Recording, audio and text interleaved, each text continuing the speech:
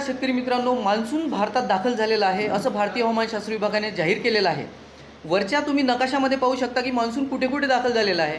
अंदमान सागरात, बे ऑफ बेंगलचा काही भाग म्हणजे बंगालच्या उपसागराचा काही भाग आणि हिंद महासागराचा काही भाग, श्रीलंकेचा दक्षिण भाग। आता लगेच 2 दिवसात प्रोग्रेस ऑफ मान्सून आपल्याला दिसेल आणि वरती दक्षिणेकडे मान्सून सरकायला सुरुवात होईल।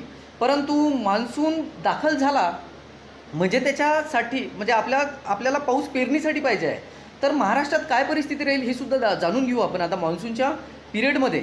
त्याआधी सर्वात महत्त्वाचं पॉवरचे जे टोकन यंत्र आहे ते अगदी परफेक्ट टोकन यंत्र आहे, भारतातील सगळ्यात जास्त सक्सेसफुल टोकन यंत्र आहे।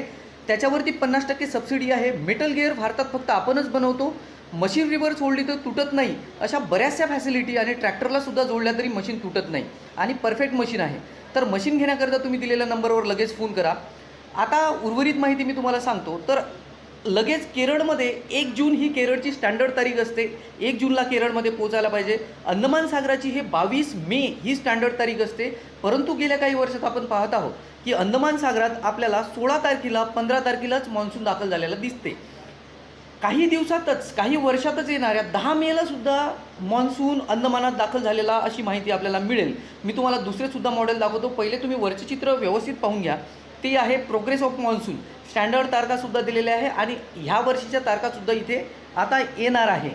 तर केरळमध्ये, तामिळनाडूमध्ये जो भाग आहे हा इथे जवळपास हेवी आता पाऊस होण्याची शक्यता आहे।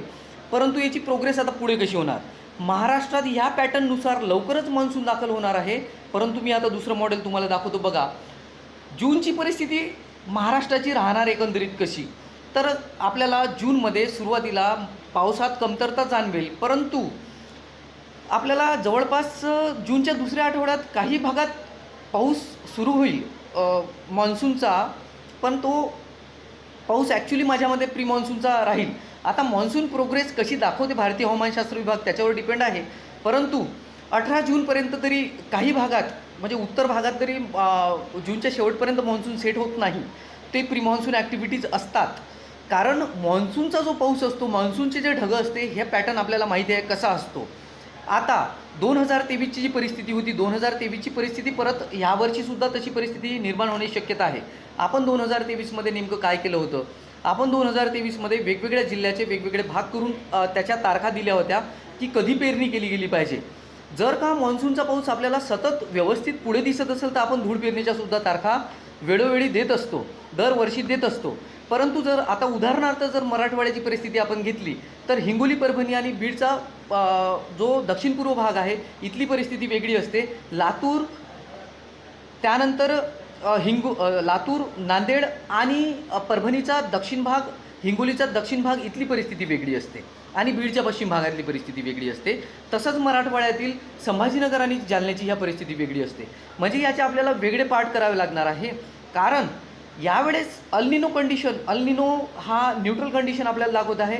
इंडियन ओशन डायपोलची परिस्थिती येणाऱ्या काळात काय राहील त्याच्यावर आपला महाराष्ट्राचा नॉर्थ जो म्हणजे जो दक्षिण पश्चिमी जो मान्सून असतो तो डिपेंड आहे।